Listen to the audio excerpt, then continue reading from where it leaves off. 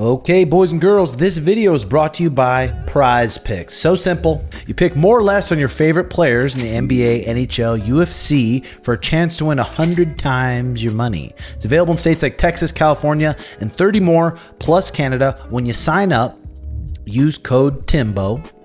Place a $5 lineup and they'll give you a $50 instantly, no strings attached. That's code Timbo when you sign up. And we got the NBA playoffs and we got UFC 316, so it's a good time. That's PrizePicks, code Timbo. Back to the show. Check 1 2 3 4. DJ, you know your lights are off in the back. Yeah, I know. I wanna like that today. Oh, okay. Saving energy. Saving energy.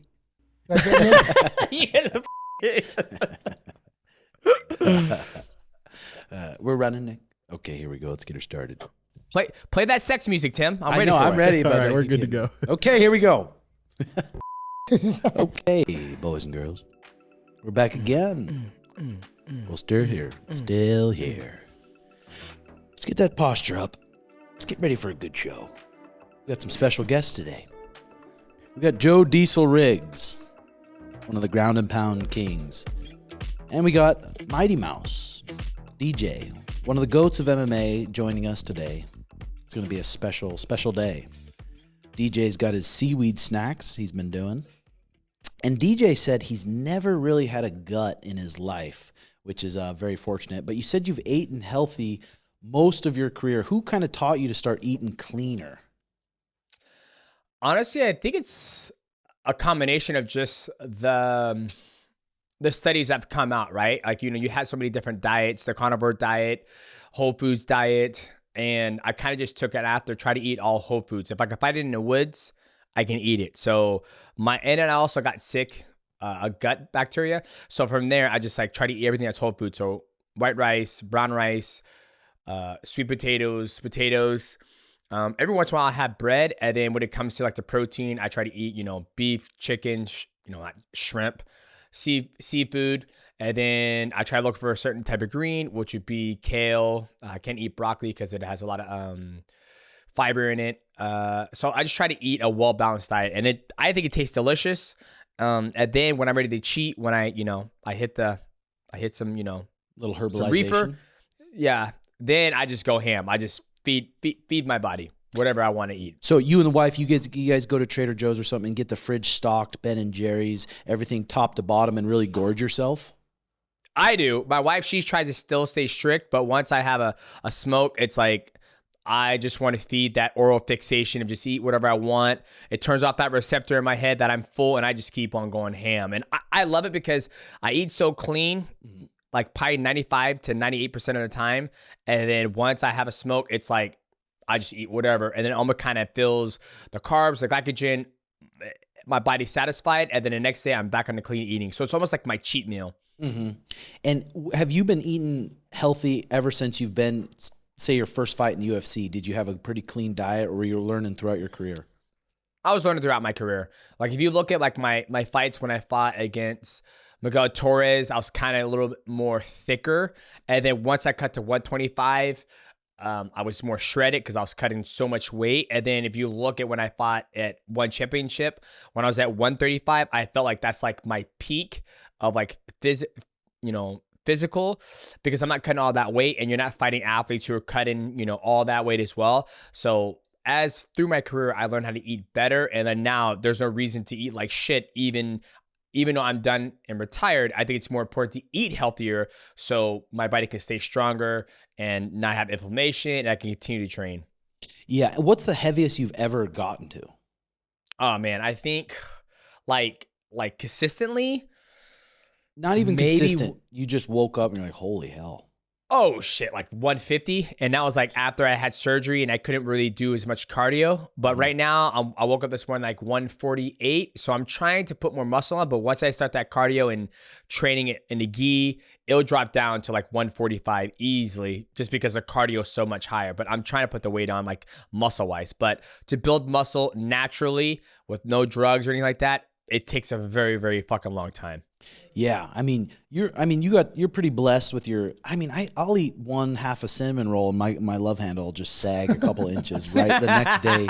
It literally, I got these Native American kind of carny It's called jeans. saddlebags. What they're called. Yeah, saddlebags. So do you usually keep good healthy food in the house for your kids, or how do you go about teaching your kids to eat healthy? That's a very hard struggle. I think the boys, I have 2 boys and a daughter, Tyron and Maverick, 11 and 10, they're pretty good. So last night, we packed our lunch, and today for lunch, I packed our peanut butter jelly sandwich, grapes, watermelon, kiwi, applesauce, and that's their lunch. And then after they get done, with school, Tyron has track practice. So he's got to hydrate in water and he's going to go fishing. And then we call it man meals. So we'll give him like moose meat with white rice, avocado. We try to give them the same diet that we do, but they like sugar, like Starburst, Skittles. My daughter's a fiend for fucking marshmallows. So we try to do our best to give them the best like whole foods, kind of like how we do. But, they're still children. It's like the boys, they're better at it because they're athletes. And so they understand like, if you feel your body, it's going to perform better. And then we gave them a whole bunch of, dog shit. And then they're like, oh, I feel like crap. I feel sluggish. And they're like, let me get that man meal. Yeah, let them get that man meal. Let's pull out some moose out of the fridge. Where do you get your moose? My dad, my father-in-law. Oh, sweet. He's a hunter. And did he stock the fridges? Yeah, he stocks the fridges with halibut, moose meat, elk, deer, and crab if we want it. But crab, I'm not a crab guy. I don't like it. It's disgusting. Dude, that's badass. You get all that wild game. I can't. Is there any kind of gamey taste to a moose, or I've never eaten moose? I think it's just cleaner. There's just not a lot of fat in it. It's just cleaner. I feel like when I eat it, it just feels cleaner. If you have and all the beef that we eat is kind of grass fed, so the best quality, but it's just cleaner. That's how I tell everybody. Hey, speaking of your kids, what kind of education do you have them in? You have them in normal public education? Public education? School. Well, are you in Washington? Washington State, yeah. I think it's for me. I think it's very important for my kids to go to public school.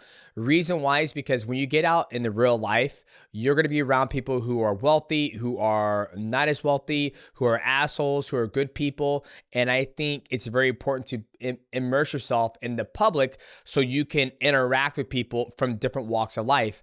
And when you look at private school, it's still the same thing. The only thing that's different is that, from what I've been told around here is that the teachers can actually do something with the students. But I have a friend who puts their kids in private school and they said the same shit's still going on. So for me, I think it's important for them to go to public school. They're going to experience bullying. They're going to experience all that stuff. And I think what the most important thing for children when they're in public school or even a private school is that the parents being present in their life. I talk to both my boys and my daughter every single day after school. How was your day? Anything you want to talk about? How's your girlfriend? How's track? Like, we are present in their lives. That's huge. I mean, gosh, you see it all the time too. And parents that go to work all day, put their kids in daycare or school all day, come home, give their kid a tablet, and they're on their tablets, and then they don't even eat dinner together. And it's sad. I mean, the biggest thing I noticed with kids that go to some sort of private school, they don't have the skills to navigate between these different people through life. Like you were just saying, they're sheltered and they're fucking end up being bitches of mothers. Yeah, they end up being bitches for sure. You're sheltered too much. What happens? Yeah, and I don't want to say, I don't want to say they're. I think you said bitches. Yeah. I don't think they've. I don't think they become. I just feel like all I want. I don't care if my kid is the smartest kid in the classroom.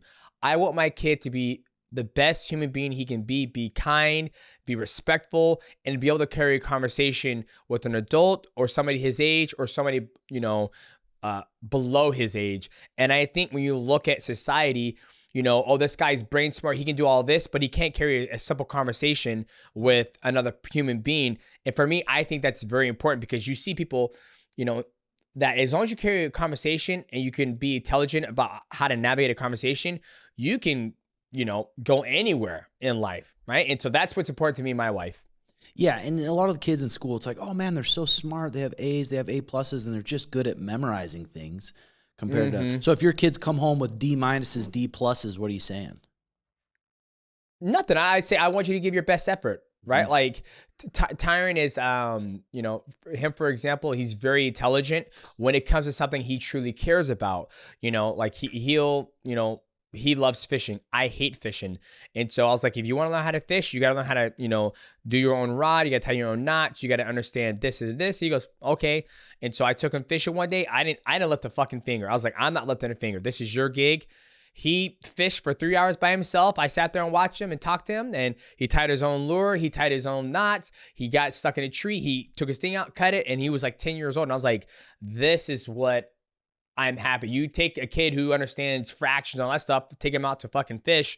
He goes, I don't know how to do it. Obviously, he will learn how to do it, but I'm just, you know, my oldest is like the one who needs to be, everything he learns, it has to be applicable for life. Like, for example, he was learning about the the medieval times. And he goes, do you think I give a fuck about the medieval times? He goes, how's this going to help me get through life? And I was like, you know what, son? You're absolutely right. So he's a tricky one. Maverick is good. And Tanith, she's still 6. So she's still trying to learn, the whole education system. Yeah, that's badass. So you made a trip out to AZ. It was great to see you. All my students were so fired up to see you and pumped about it. Did you enjoy your trip? Oh, dude, you're so fucking strong. Yes, I did enjoy my trip, but goddamn, when you grabbed me in the gi, I was like, God damn it. I was like, fuck. Fucking big Red gorilla. Put the red tits on him. It's a hard night when you put those red tits on people. Yeah, I was pumped. You got to see the dojo and see the podcast studio and everything. It was really cool having you and just seeing you and Sean be able to train and grapple together. That was just a real treat that many people would kill to watch those sessions. For sure. Thanks, man. No, your dojo is absolutely amazing. The Java Hawk, it'd be absolutely delicious Java as well. House, yep.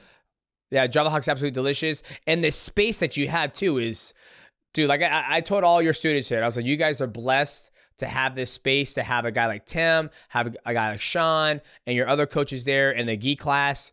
Like, yeah, those guys are all blessed. I wish I had something like that. You know, when I was going through my career, you know, I had a great facility.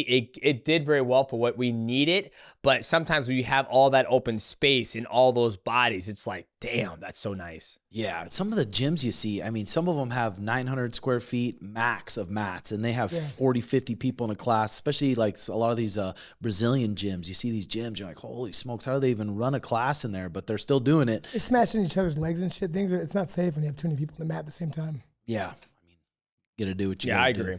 So, did you get to see Merab's story of his toe that he posted? Yeah, I did. But you know, like I told you guys, when I was down there in Arizona, Merab is just a different monster, a different machine. Right? That man will play. He'll probably fight anybody with a broken leg. I truly believe that, and he'll still perform with that broken leg. He has something in his mind where he's able just to turn it off. So once I saw that, I was like, you know what? If I was shot, I'd be stomping the fuck out of that toe. But he'll be like, that's okay. Stomp it. I don't care. I'll keep going. But you know, Merab fashion, he always gets injured, and that's just because how he trains. Yeah, I was telling people, I'm like, God, it's not going to affect him at all.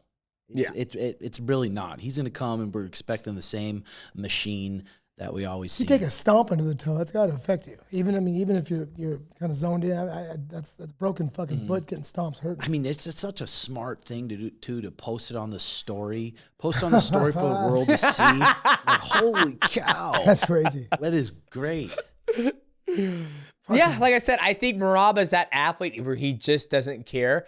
I mean, even when he fought Umar, he had that gash, and I don't know if he had staph infection, he was on antibiotics, but you know, he is just built different when it comes to the cardio, the pain tolerance, and having that mental fortitude just to battle through anything.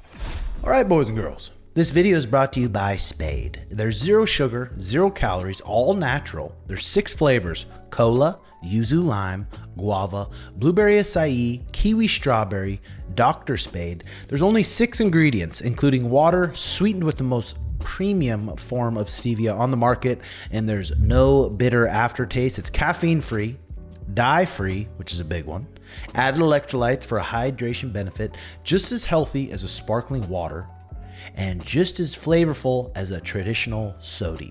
Head to the description below and use code TimboSpade10 for a clean 10% off. That's Spade. Back to the show. Yeah, no, for sure. One thing that kind of surprised me, and I kind of expected it, but just how good you were at the clinch. I love the pressure that you were even putting on me in the pads. You're putting a lot of pressure on Sean and just pressuring people. And I loved a little trick you showed me, pressuring people so hard where they reach out to grab you, and then you give them a swift knee to the gut. Some of your clinch work is so good. Did a lot of that come from Matt Hume? Yeah, that came all from Matt Hume. You know, like I said, when I was down in Arizona, I feel the best version of an athlete, in my opinion, is when you force the fight, right? And typically, you know, everybody has their gifts. And one of my gifts is my speed, my intelligence, to be able to go from striking to grappling to jiu-jitsu to wrestling, back up to the clinch and striking.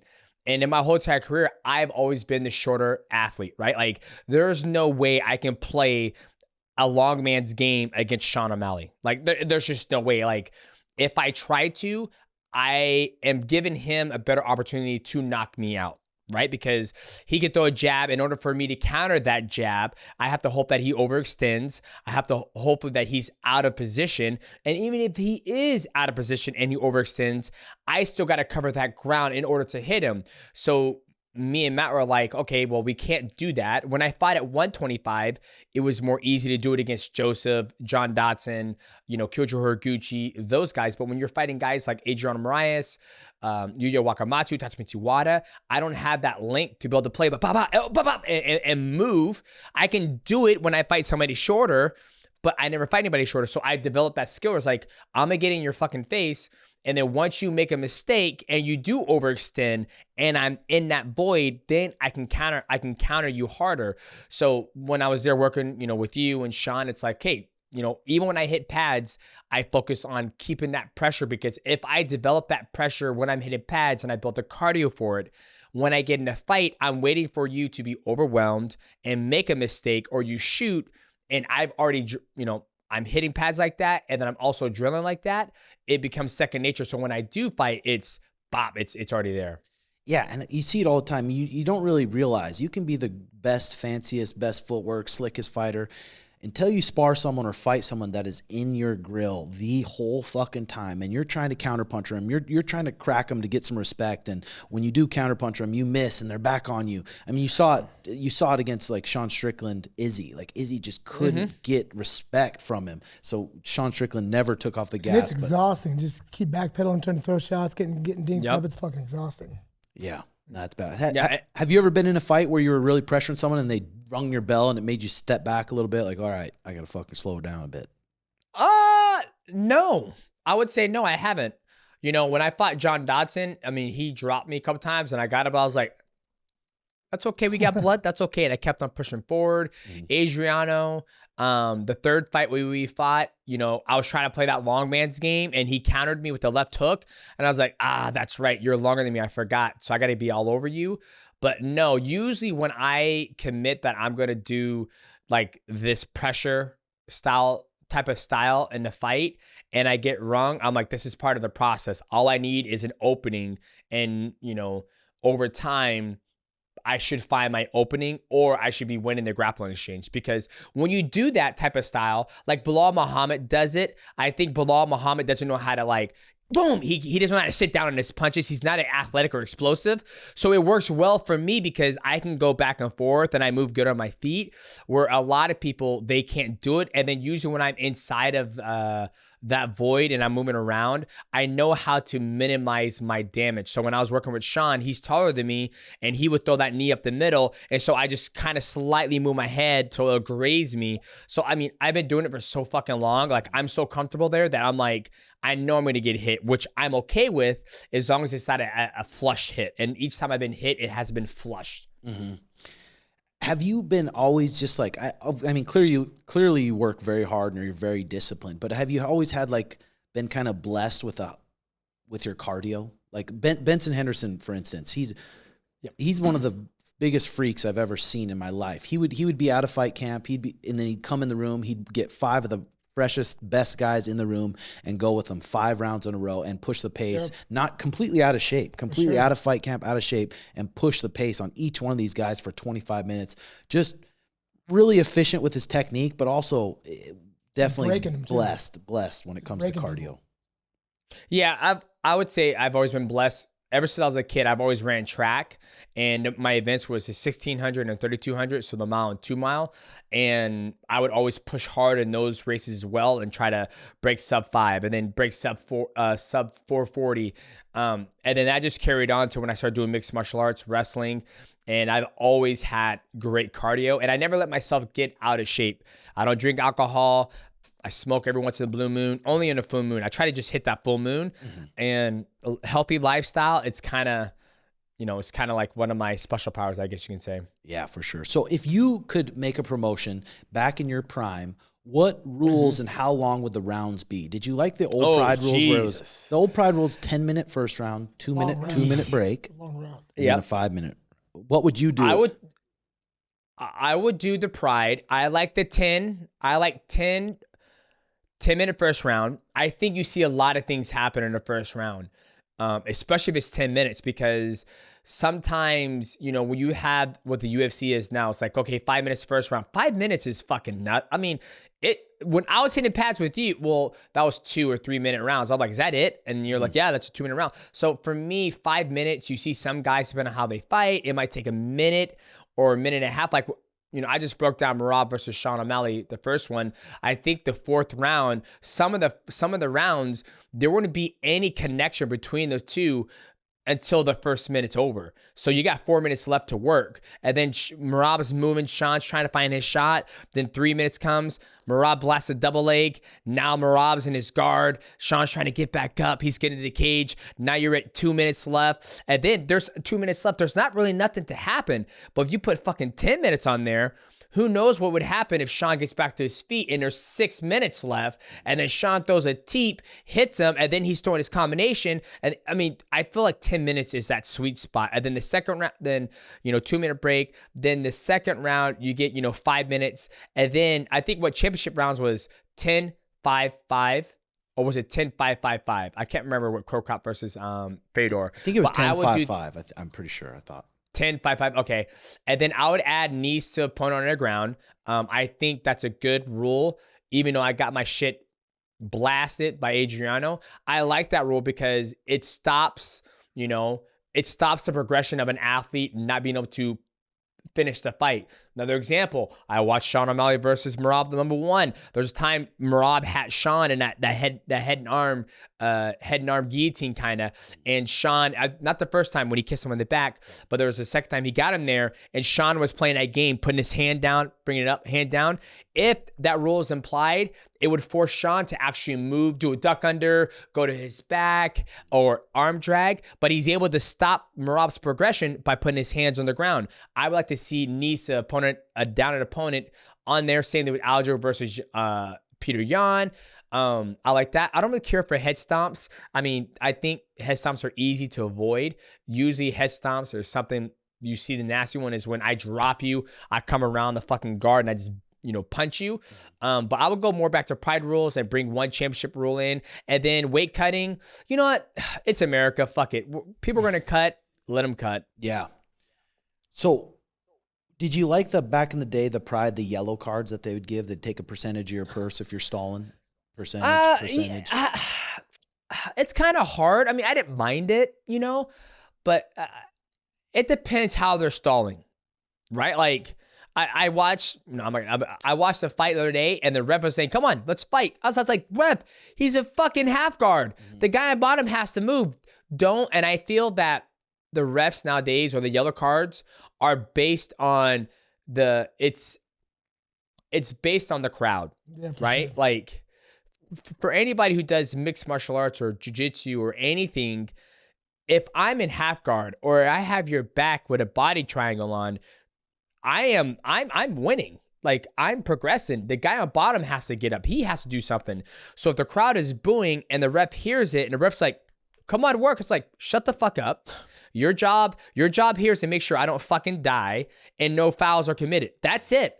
Not to keep the action going. We're fighting. Don't shut the fuck up. That's my opinion. So yellow cards, it just all depends. I don't want the yellow card based on the crowd's reaction to what's going on in the fight. If we can get like a clear, like, okay, he is stalling. If I sit in half guard and I hold you down, that's a fucking fight. Get up. It's your turn to get up. No yellow card. So I think there has to be a clear cut of what, is a yellow card. That's just my opinion. Yeah, I mean, Joe Rogan, I've heard him say it multiple times on podcasts that he thinks if you end the round on bottom, you should restart that other round on bottom. I like that. He said there should never be stand-ups, no matter what. Yeah, there shouldn't, because like when I was there inside of at the Red Hawk Academy, the hardest thing if I was to fight Sean is getting to Sean unscathed, getting to Sean without taking one of the right hands, the knee at the middle. So if we're truly fighting and I go on my butt and I butt scoot towards him and he avoids the fight, he's running. I'm trying to engage. I'm just engaging in a different realm of fighting. And so they say that is, oh, you got to stand up. Why? I'm trying to get to him. I'm crawling on my ass and he's running away from me. Like, think about that. Like, if this is a true fight, let's say, okay, you're in a street fight, right? You're in a street fight. You got guns, knives, all that stuff, but no weapons. If we're in a street fight and I pull guard and you start running away from me, who looks like the pussy? Just think about that. Yeah. The guy who's running, right? So that's where it's like, I have this convoluted, like, this, I stress about this. It's like, is it a sport? Is it entertainment? What is it? But if somebody pulls guard on me, I'm coming at I'm passing, I'm hitting, I'm gonna engage in that. And yes, can I engage on the feet? Absolutely. But why take the risk of getting knocked out when I'm a butt scoop, you can't hit me here. We make that connection. I come up, I wrestle up, I start kneeing, punching.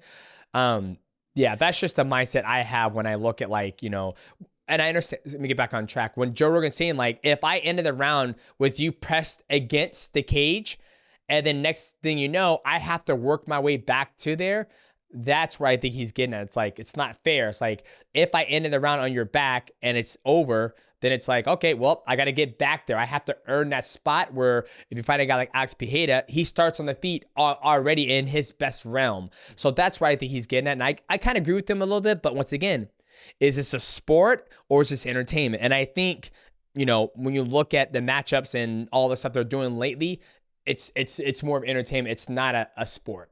Yeah, if they did do that, I wonder how long it would take before just like people are not watching it, because you have some of these NCAA champions, Olympic champions coming in there and pinning someone for 15 minutes, not punching them. They pin them. They pin them for 15 minutes. That's exactly what happened. That's where I think it would probably go south and be like, fuck, why did we make this rule? No, this sucks. It's just for the purists. Yeah. One thing I thought would be cool is, okay, you have a 15-minute fight. But in the fight, you have 2 timeouts, and you can use them whenever you want. You get your minute break whenever you want. If you're in a sub and you call timeout, okay, you get your minute break. If you're rocked and you call timeout, you get your minute break. You got 2 though. Dude, things were like that. It was in rings. It was ring in the Netherlands. I grabbed a guy in heel hook. He rolled and grabbed the fence, stood us up, and I didn't know that before the fight either. So it's kind of like that. Just grabbing the fence is just kind of an exit strategy. Yeah. Yeah.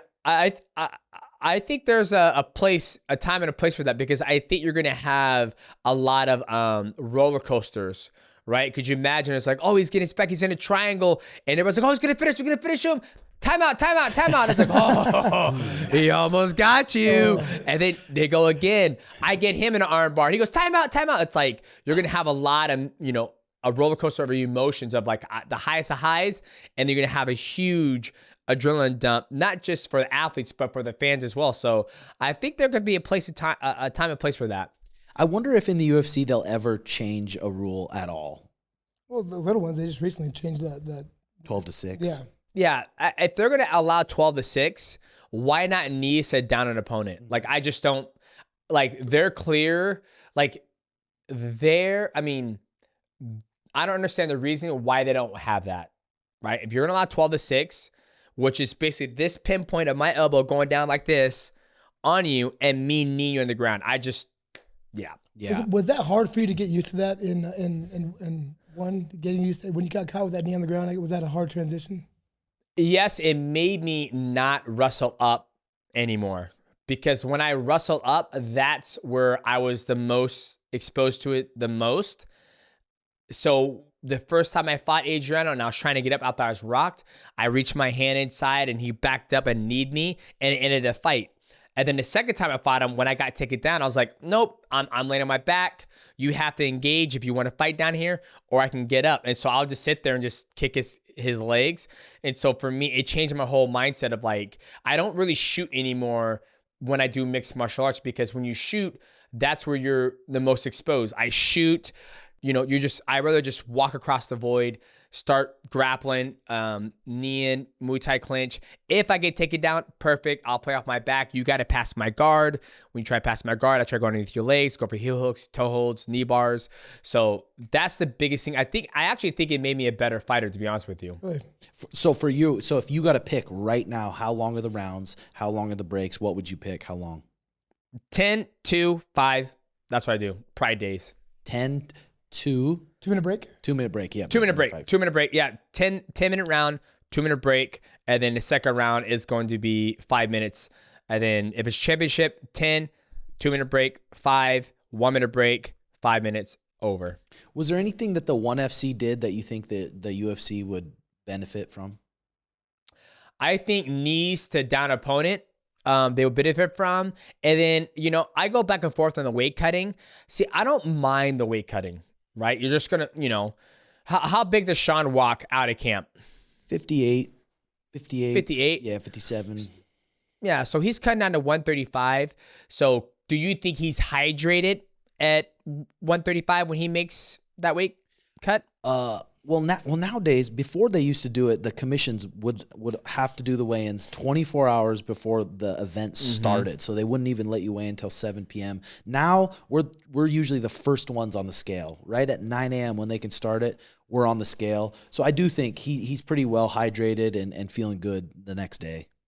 Yeah, so he would probably benefit from the hydration, being hydrated, because you got guys like, Aljo. I think I've seen him as big as 175, 180, cutting down to 135. Obviously, he doesn't do it anymore. So, I kind of go back and forth because I do like the weight cut. And the reason why is that we're both cutting to 125. And there's times I cut 8.5 pounds, and I know he's cutting like 6 or 7 pounds. And then the next day, I know I can push the fucking pedal to the metal. And that was also one of my gifts, is that even though we are depleted, dehydrated, I know mentally and physically I can outwork you when you have the same weight cut I did. So I kind of like the weight cut just for that mental aspect of it. But I also like not cutting weight because it's like I'm healthier. I'm not, weight cutting should be a hard battle before the fight. Yeah, I agree. If you could kind of go back and change like one thing about your career, what would you do? Just be more outspoken. That's it. Just be like, I imagine if I was more outspoken how I am now, my post-career about like the YouTube, building my brand and focus on this part. I wish I would have done this in the middle of my career, because then I probably got more pay-per-view points, made more money. But then again, if I was not as focused as I was back in the day, I didn't do any social media, no YouTube, no nothing. And that's where I think maybe one of the best have, 11 consecutive title defenses, never miss weight. I just, that's the only thing I wish I would have done. But if I would have done how I'm doing now, it's like, would I be as focused and as good? Because I would have to be where I'm at now on the social media game and YouTube. It is a literally everyday fucking grind. And I couldn't imagine take care of the kids, the wife, and trying to train for fights. Yeah, and trying to be creative with your Instagram, trying to be creative with your YouTube, trying to do all that. Yeah, I mean, it's almost a lot. I always think back of like guys like Chuck Liddell or even Rampage back in the day. If there was Instagram, if there was Snapchat and YouTube back then, how poppin' they would be. Huge. I couldn't imagine that. Massive. Absolutely massive. Yeah, it's a hard thing too, especially with my amateur guys. I'm like, they're making their social medias look all cool and all this stuff, and I'm like, well, no one's gonna fight you. Yeah, right. That's a good fucking point. The first thing when you get offered someone, you go to their Instagram, you try to find some stuff on there, and if you're looking like a fucking animal, they're just gonna say no, and we're running into that. I'm like, hey, you got to make your shit private. It's hard enough for you to get these guys fights anyways. They don't need that shit. Yeah, I didn't think about that for sure. Yeah, I mean, it's a hard mix too, because you can make serious money that can retire your family, that can pay for your future. And it's a business that can keep going after you're done fighting. So it's a hard little mix. Yeah, fuck yeah, I can see that. Yeah, and I agree with you, man, because there comes a point in time where when you do the social media game, it builds your brand. You make a lot of money from it, Snapchat, TikTok, whatever it may be. But like you said, if you're like 8-0 and you're still an amateur and you're just a fucking monster, you train with Tim, you train with Sean, and it's like, fuck, I got to fight this guy. Nowadays, nobody wants damaged goods. Nobody, when I mean, no organization wants a guy who's 8-4 as an amateur, or, you know, 7-6 as a professional, right? They want that clean record, highlight reels. So everybody's trying to make that best matchup to be able to put themselves on that pedestal where they look as good. And that's the unfortunate thing. You know, that's why I'm grateful I came up in my time, is that there was no social media. There was no, you know, it was we're the lightest division on the roster. And it was like, we're just going to fight. Like, even when I got the opportunity to fight Brad Pickett, I think that was like my third, that was my third professional fight. So it was my fourth one. And Matt, like Sean, I never forget, Sean Shepard goes, "Are you sure you want him to fight Brad Pickett?" Matt goes, "I don't give a fuck. I know he's going to perform. Like, he just needs the opportunity to fight." I fought him, lost, broke my hand, got another opportunity to fight again, got another opportunity to fight again. So I'm always grateful for that time I came up in the game. And did you have your MySpace going and your top 8 friends? No, he said fucking MySpace. Did you have MySpace? I've never. That's hurtful, Tim. No, I've never had. Really? No, if I didn't. I just got a Facebook a couple days ago. God, I had MySpace and I had it all souped up. My profile had my top 8 friends. And once a girl would take that top slot, that would be a serious issue with the boys. Really? Yes. Call her a whore. Fucking. Oh yeah, they would badmouth her. So you're probably like the biggest guy in our space of doing content and stuff. Where do you see it kind of going in the next 5 years? You got some goals for that, or just kind of going with the flow? Kind of going with the flow. You know, we got a great team: Nick, Michael, Med, Sammy, Joel. So we got a real solid team, and we're always bouncing ideas off each other all the time. You know, we just started the Mighty Journey. We have the Instant Reaction. We have a new show coming out here pretty soon. So for me, it's just keeping it fun. Like, I tell all my guys that I work with that I want you guys to have fun. I always check in with them like, hey, are you happy? What would you like to try to do? So I think, you know, going with the flow, you know, there's a part of me where it's like, you know, I was at the gym today, lifted weights. I was like, God, man, what would it be for Halloween? I was like, I love Captain America right now because I've been playing a lot of Marvel Rivals. I was like, man, I wonder if the team and I can actually shoot like a trailer of me fucking doing like some, you know, cosplay, fight, action, choreography. And I was like, I wonder if they want to do that. But then I'm like, how much would it cost? How many views would it get? Yeah. All that stuff. So I'm just going with the flow right now. I'm having a great time. You know, I work from home. You know, I get to travel. I would never get the opportunity to be able to work out with Sean, work out with you. So right now, we're just going with the flow, man. And enjoying it. Hell yeah, that's awesome. Well, we got UFC 316 coming up. And co-main event, we got Julianna Peña, the Pacific Northwest scrapper. She's 13-5, taking on 18-1 Kayla Harrison. And Julianna Peña, she brings the fight. She may not look sharp. She may not look good, but she's going to bring the fight. She's very fucking competitive. She throws weird looping punches, sprinting forward, and she's going to bring the dog fight. Kayla Harrison, who knows how much she's cutting weight. She has these big cuts. If someone gave you $10,000 to bet, who you picking? I'm picking Kayla Harrison. That's on big. Even though Julianna Peña is a scrapper, she does come forward with those heat-seeking missiles, kind of like DDP over the fucking guard. I think Kayla Harris is just a bigger, stronger athlete, great judo, great wrestling. I think she understands where she can, you know, nullify Julianna Peña's like scrappiness, and I'm excited for that fight. But, you know, Julianna Peña, she has beaten Amanda Nunes, one of the GOATs in women's MMA. So you can never cut out Peña.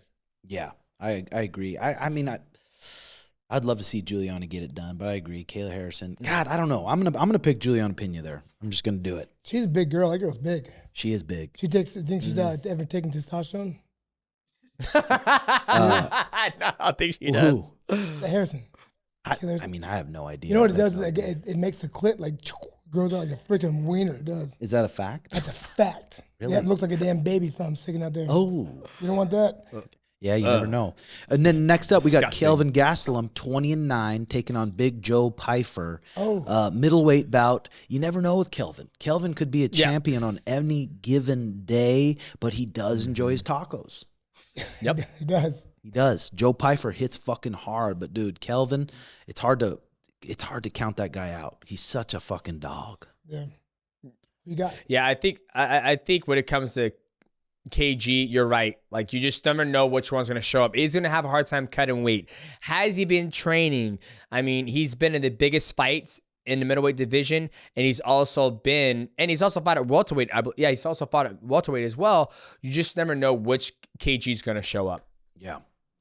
And another one, exciting one, Mario Bautista, 15-2 versus debut Patchy Mix, 20 wins with 1 loss. He was a champion in Bellator. He is a tall dude. He trains with all the champions. He trains with Merab. He trains with Umar in Vegas. He knows where he kind of lines up with these good guys. And his debut in the UFC, they're giving him number 10, Mario Bautista. Do you think it's going to be too much for him for his debut? Dude, Mario's a tough task for He's a anybody motherfucker, man, because for he sure. just doesn't really have any real holes in his game. He's got great jiu-jitsu. He can wrestle up really. He can stand up really well. He's very sharp with his boxing, orthodox and southpaw. Patchy Mix kind of plots forward, southpaw. A lot of his fights are 5-round fights that I've been watching though, and he comes out with a different pace. I think because it's 5 rounds. Yeah. So I'm curious the pace he's going to come out against Mario. Someone's giving you 10 grand, DJ. Who you picking? Picking Patchy Mix. I think Patchy Mix is finally get the opportunity to actually show what he can do at this level of mixed martial arts. And like you said it before, he's trained with all the best guys, so he knows where he's at, right? Like when he's getting rounds with Aljo, Merab, and then he also has trained with Umar Nurmagomedov. And that's the thing, when you're in Vegas, everybody trains with each other, right? You just had Sean Strickland boxing, sparring with Mike Perry. You have the UFC PI. So I don't think there's going to be any jitters whatsoever for Patchy Mix. He's beaten guys like Sergio Pettis, Kyojo Horiguchi, which those guys did very well in the UFC, obviously different times. And he is a big 135er, tall, lanky. He knows where he needs to get to, which is the grappling exchange. He's going to try to get his back. And I think what Mario Bautista could do is the same thing he did against Jose Aldo. He's got to stifle Patchy Mix. Right? Like if Jose Aldo and Mario Bautista were to actually like have a kickboxing match, I would probably put my money on Jose Aldo just because Mario Bautista wanted nothing of that in the mixed martial arts fight. So if Mario Bautista can stifle Patchy Mix, then I think he's going to spoil Patchy Mix's homecoming. But Patchy Mix can go out there and be like, hey, I've been here before. I fought the best of the world. I was a world champion in a different organization. I'm going to show you I belong here for the longest time, and I'm going to give him an opportunity to do that. Yeah, and if Patchy did get it done, I mean, he's one fight away from fighting for the title, and I know him and Merab are buddies, and he's already talked about it, and he's even said, like, hey, Merab knows how these rounds go when we go together. Again, it's hard to say in training. People when they get in that cage are fucking game, so it's hard to say just training with someone, but he did say that, so I wonder if they're going to kind of stay away from each other and not train as much anymore. They have to be. It's awkward if you're not. Yeah. Excited for that bout. All right, June 28th, International Fight Week. We're in for a real treat. We got the boxer 16-0, Ilia Topuria versus Charles Oliveira, who's 35 years old now, I believe, and he's 35 wins with 10 losses. He stands up tall. He marches forward almost in a Muay Thai stance, and he pushes people backwards. He puts the pressure on people, and Ilia Topuria, he does the same thing. He presses people backwards. God, that's a sick fight. Obviously there's ways for both of them to win, and it'll really surprise a lot of people if Charles knees him in the lips or kicks him in the dome piece. Someone gives you 10 G's, Demetrious, who you got? I'm going to go with Ilia Topuria. The reason why is because when you look at Charles Oliveira's last couple of fights, when he fought Justin Gaethje, Dustin Poirier, Michael Chandler even, he's been hurt in every single one of those fights. Yeah. He gets dropped and he goes to his back. And then a lot of those guys, even Islam hurt him on the feet. And a lot of those guys don't follow him to the ground. They allow him to get back up and he gets back in a gunfight and then he's able to put those guys out. Now, I am betting on that Ilia Topuria is going to hurt him. And when he does hurt him, he's going to fall into the ground and try to finish him like Islam did. Now, Charles Oliveira can win that fight because we have seen Ilia Topuria been hurt before from a taller guy by Jay Herbert. Jay Herbert was able to rock him multiple times, but Ilia Topuria was able to make the adjustments, and he ended up knocking out Jay Herbert. So at the end of the day, I'm going to go with Ilia Topuria, and I know someone's getting knocked the fuck out. Somebody's getting finished. Like, if nobody gets finished, I will be shocked. I'm curious what the prize picks will be on that one. Is it going to be below 2 rounds, over or less than 2 rounds, or more than 2 rounds? I'm curious. They're gonna go more than 2 rounds. I know they will. They will. I mean, it'll be interesting. Like I'll tell you what, your boy here is picking less on that rounds. I'll tell you that right now. Dude, Charles, he just sometimes he comes out, gets in your grill. He stands so tall because he trusts his guard so much. He's got one of the best guards in MMA. He'll butcher you from the guard, and if you overextend yourself on one punch, he's gonna be crawling his legs up. You're gonna be defending off an omoplata, something. Fuck yeah, for sure. One thing I see about him when someone throws body shots on him, he doesn't reach for that, so it'll leave that left hook open for Topuria. God, dude. She'll come up top. Topuria is just something special to watch. Just watching him and his calmness and his patient pressure and how loose he is, and usually people can't really get away with that wide boxing low stance, and he just does. It's just so sick. Makes it look good too. He does. He does. I think somebody who's able to expose him, like he's very good at that range of that like slow check, and he gets in there, he throws like 5 punch combinations. But once somebody gets him in that clinch, that area, that's where I think we will see how he reacts, because when you get in that clinch, they're either going to shoot, they're either going to run a Barza guard, they're either going to clinch back, they're either like, I feel like that area we haven't seen him fight. And then Charles can get him there. Obviously, if he grabs a clinch, he can go body, head. But when he does body, head, you can still bang him in a knee. So it's a give and take. If Charles can get him there, it'll be interesting to see what happens. Obviously, he go body, head, knock him out because Charles was taller. But, if Charles can use that to step to the side and knee him when he throws that body and move and shuck, I think that's why I feel like if I was to fight Ilia, I would fight him in the clinch. It's like, okay, outside he hits too hard, he's gonna stalk me. If I shoot, he's gonna defend, and then and he's gonna back up, or he might try to take me down. What would he do in the clinch? Because I know he's gonna go body. He goes body, I go elbow to.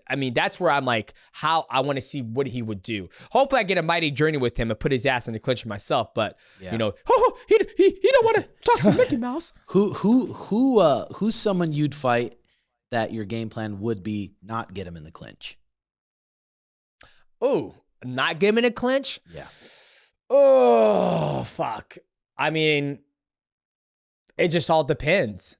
Like, am I fighting somebody taller? It'll be harder because they have to overextend, and then I have to beat them and take them down. What about Merab? Yeah, what about Merab? Ooh, Merab. Well, see, that's the hardest thing because I would want to force the clinch on him because it's... When I look at the clinch game, I don't look at it as a position.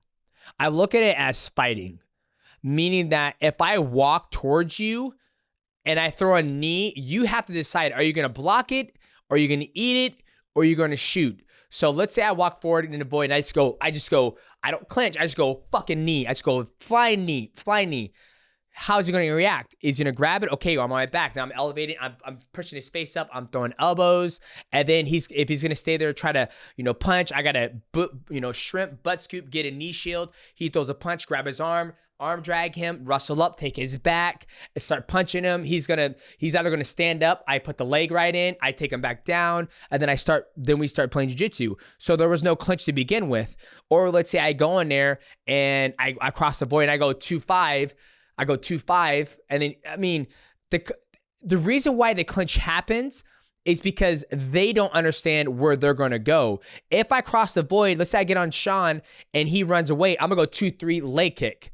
I get to that position again. He comes in and grabs me. I throw a knee, elbow, boom, and I move off. Like, that's my mind. The reason why the clinch happens, like I said before, is because they don't make a decision. So I put them in that decision.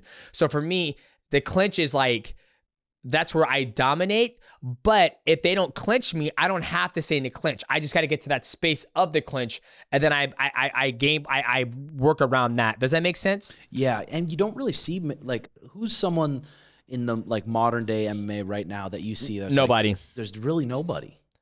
The last person I saw when I watched them fight was Anderson Silva. Like when he fought Rich Franklin the second time, when he fought Chris Lieben, he would get in that clinch and then he would just start kneeing him, take their head down, kneeing him.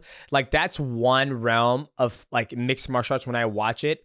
Like Shavkat's pretty good. He comes across, he gets in that clinch, he runs the pipe, he tries to do bars of guard. Rainer de Ritter. Rainer de Ritter did a good job against Bo Nickel. He did a good job, but he doesn't shuck off and pop up like you know he's not like like he's not explosive. But when he did the Bo Nickel, when Bo Nickel went away and he threw that knee, he gave him a choice. He can block it, or he can throw a shot, or he can shoot. So he threw the knee and he threw a punch and he ate it. So like that's how my mind thinks. Like when I start fighting and I start moving, I'll address the situation of like, how long is he? Is he fast? Is he slow? Okay, can I that's just how my brain works when I start talking like. Yes, I'm sorry. Similar to death sentence.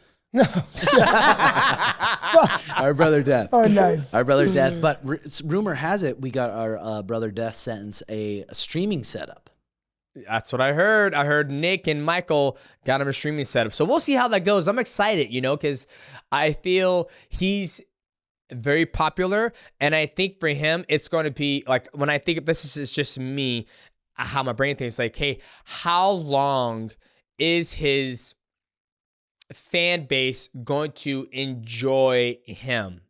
Right? Because it's rinse, repeat, just like myself. When I think about the YouTube game, it's like we're coming out, we did the Mighty Journey. Now we have Instant Reaction. We have the Mighty Cast. We have another show coming out. We're always trying to develop and create more content for the fans. And then I even have my gaming when I want to game and play Marvel Rivals.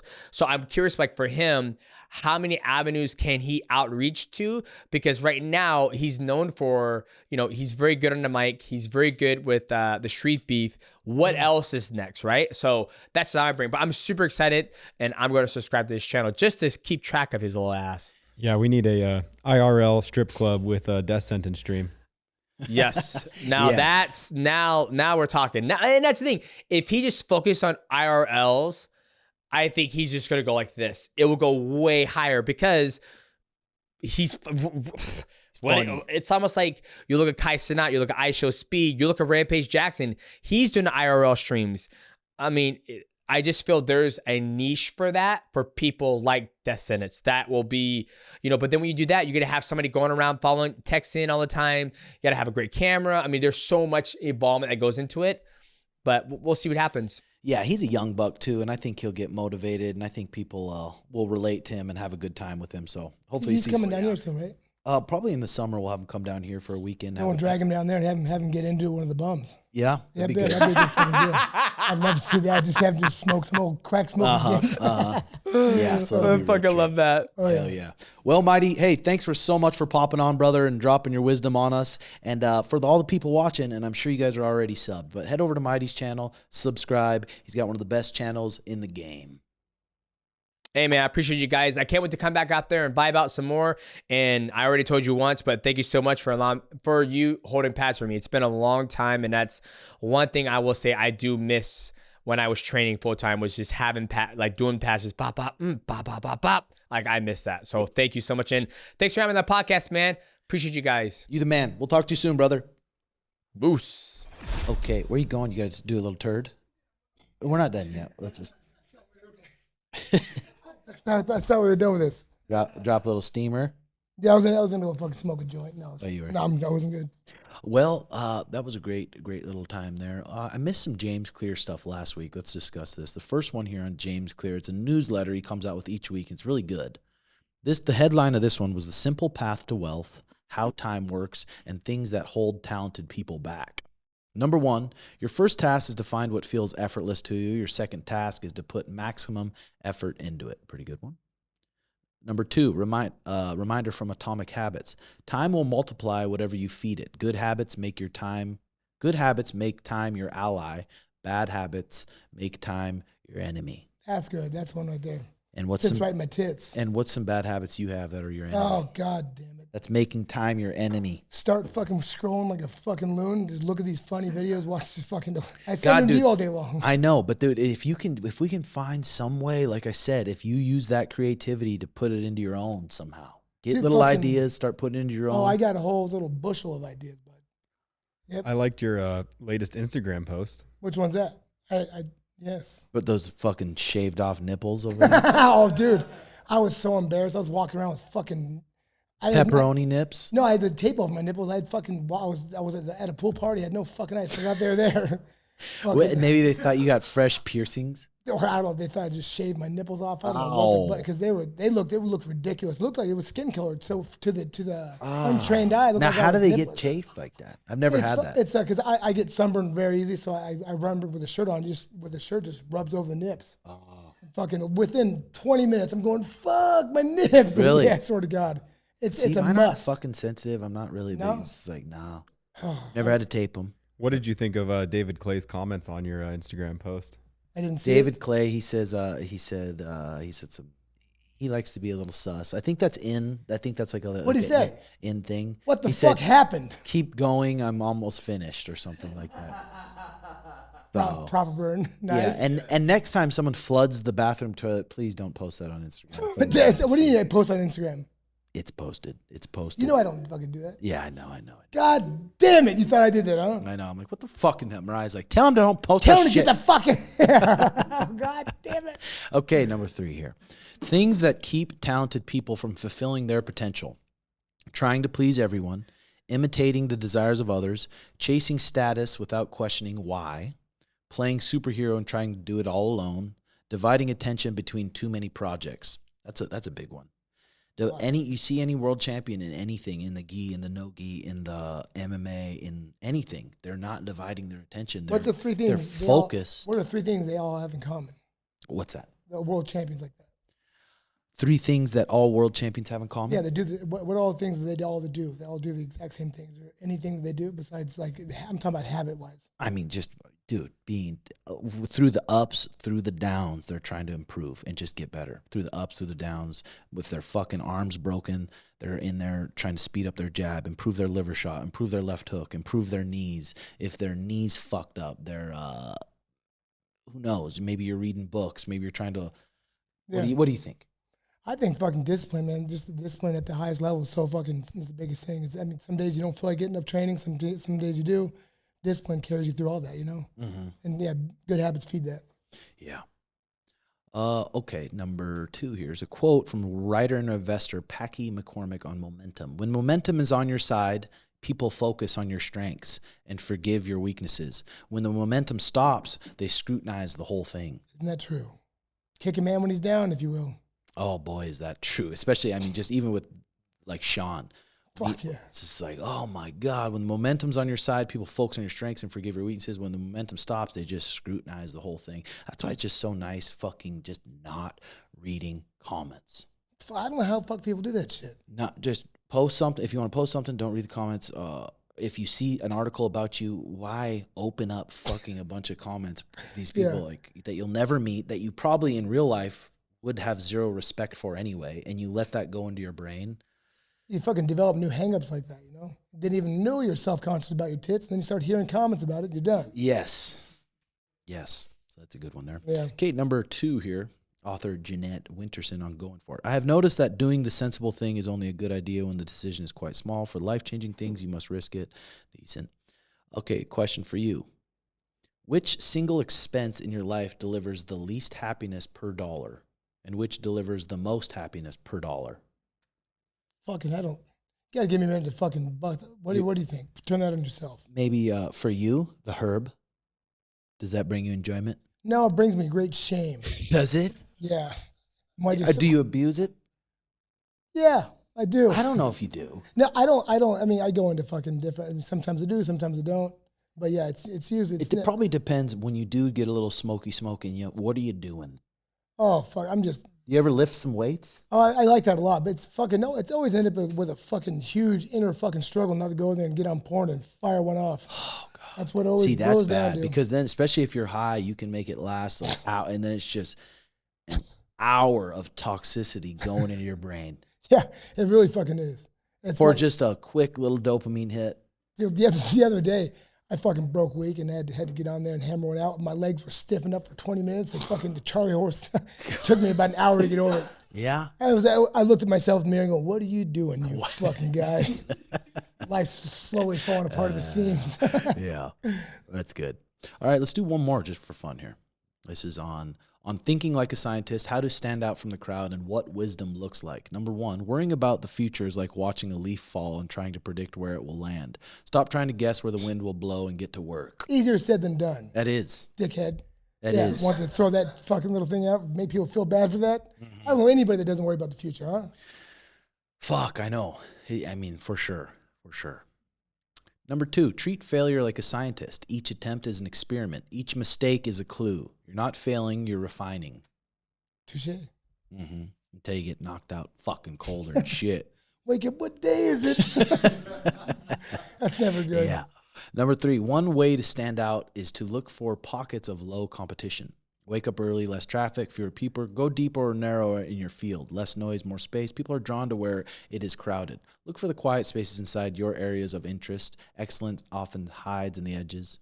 Decent. Writer and philosopher reveals what wisdom looks like. The most certain sign of wisdom is cheerfulness. Really? That's bullshit. You see a lot of guys that are really, really cheerful and their energy's really high, but then fucking high highs, low lows. They go behind closed doors and they're fucking sad. That's why it's like some people who commit, like, what, really? Some of the happiest like, guys that they look happiest end up fucking hanging himself, you know? Yeah. To the world's offering you. That one looks decent. Question for you. The cost of convenience is vitality. You can have a lot of things done for you in the modern world, and many of them are great time savers, but the feeling of being alive comes from being fully engaged in the right task, not free from all tasks. Sure, you can automate, delegate, all sorts of things, but the more interesting question is what fills you with so much liveliness that you want to do the work yourself? Me and you got in 6 rounds yesterday, grappling. Fucking first time I rolled in a long time. And you did good. You fucking stuck in there half hour. God damn it. Half Tell you hour. what, I woke up, I sent him a text that night, my fucking back. Fucking bent over like a damn fucking twisty straw. I mean, those first couple rounds, you were springing around like a young horse. Third, fourth creeped after in. Third, I'm like, hey, Tim, I'm done. No, he talked me into fuck. And then he chased me on the mat. Well, we did the first 3 rounds sober as a gopher. Oh, yeah. After the first 3, we came up here, smoked ourselves a little joint, went back down for the last 3. It's nice. And did that make it better or worse? It was all hell. After 3, I fucking, to be honest, I was gonna fucking wheel out the back. That was fun. It was fun. We were talking about maybe you doing combat jiu-jitsu one day. You're gonna do it too. Dude, you would crumple people at combat jiu-jitsu. All these guards and jiu-jitsu things I was doing to you, I'm like, I would not be doing this. If it's this a different had game, huh? It's 100% different game. But that's why I was trying to make it fun for you and teach you the point system. I've never known the point system. And make it like a game. Like, okay, sure, I'm up it is. 6 points. This is how you score your points, and make it like a fun game. It's almost different. Yeah, you're fighting for positions, but it's not like it's like fun. Fuck yeah, it's fun. Hell yeah. That's a lot of fun. Rolling with you, like I was telling you, it reminds me back of rolling with Jeremy Horn when I first started. You know, it's always fucking don't want to do anything, get strangled. You know, I want to wrestle up the whole time, but fucking you hang that neck like better than anybody. But dude, seeing you in a combat jiu-jitsu with your wrists and like, oh my God, I would love that. Fucking stomp people. Just because your jiu-jitsu's good and you have really good wrestling and you're a fucking freak show strong. According to the grip strengthener, I have one of the strongest grips. Man. Yeah, but then I go with you in the grappling. I'm like, what the fuck? His grips are way stronger than mine. I grab your wrist, you look down at my half shut off hand. What the fuck? You got my wrist just cranked up like this. Folded up like that. Oh, it's a good time. But boys and girls, hope you enjoyed that show. If you want to really support the show, we got patreon.com/RedHawk Academy. And every week we have a show, a high quality show, the confidential show on there. Last week we had our friend from England talking about his new girlfriend, a chocolate mama that he's found, who's a good 15 years older than him. And now, beautiful story. He goes to sleep sucking on them long old titties. You know that? I mean, I believe it. Throws it over his shoulder. Like he like turns away from her. She throws the tit over his shoulder. No, I believe it. Yeah. But we got a beautiful show that comes out every weekend on there if you guys are ultimate supporters. If not, hit that like and subscribe button. I know it gets annoying, but it does help out more than you think. So hope you guys enjoy the show, and we'll see you next week. Love y'all. Bye-bye. Peace.